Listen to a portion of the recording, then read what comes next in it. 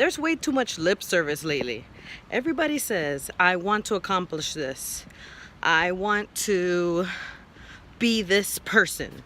I have this image of myself.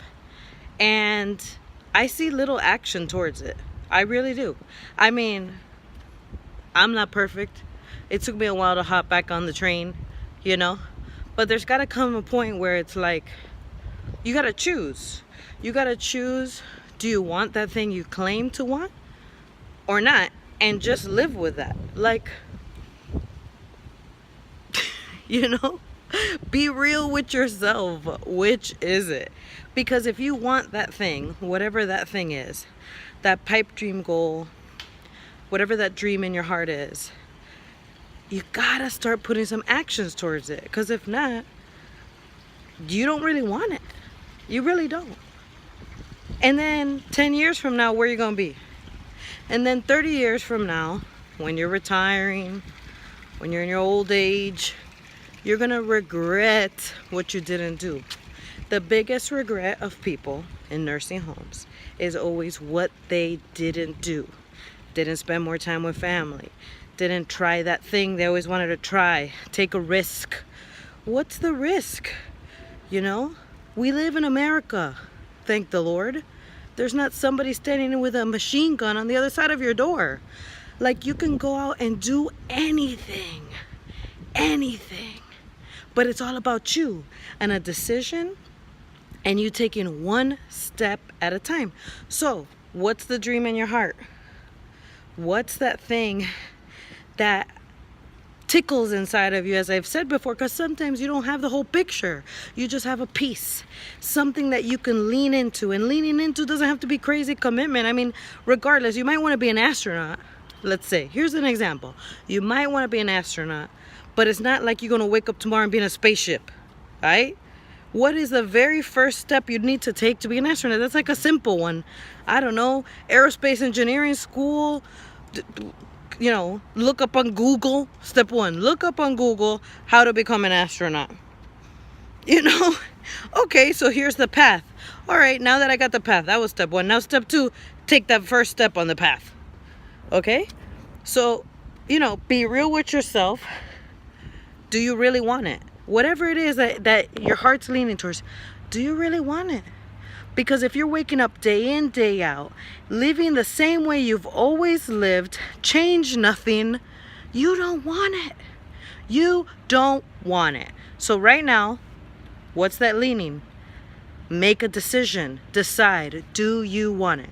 Dave Ramsey says, if you're the problem, then that's a good thing, because that means you're also the solution.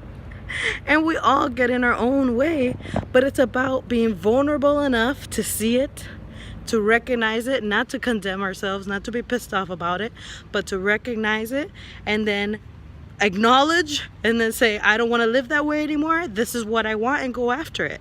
And success is consistency over time, one small step over and over and over and over. It's not, you know, climbing a mountain in a day.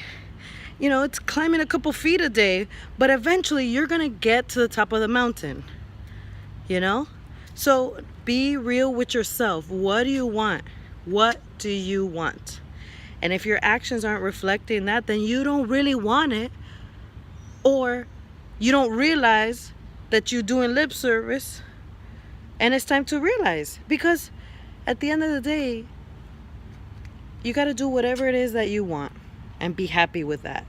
But don't fool yourself to be doing lip service about something and then wake up one day and say, coulda, woulda, shoulda.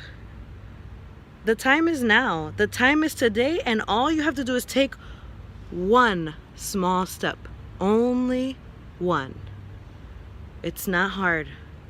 It's just about deciding and taking that first step, and then another, and then another, and then it starts multiplying. And once you hit that momentum, if you see my momentum video, you riding, you got some air under your wings. So take a minute to plan, to think, to sit down today. Take a minute to review your actions based on what you claim to want. Take a minute to review your mindsets. Do you believe that where you are is because of the outside world affecting you, or you affecting you? Because I got to tell you, there's things that happen to people. There's unfortunate events, but for the most part, we are the problem. We are not the ones that are controlling our destiny. We are not the ones that are deciding to fix all the things that we have control over. Like, before we could talk crap about anything, we should fix the stuff that we have control over, and then we could talk. That's how I see it.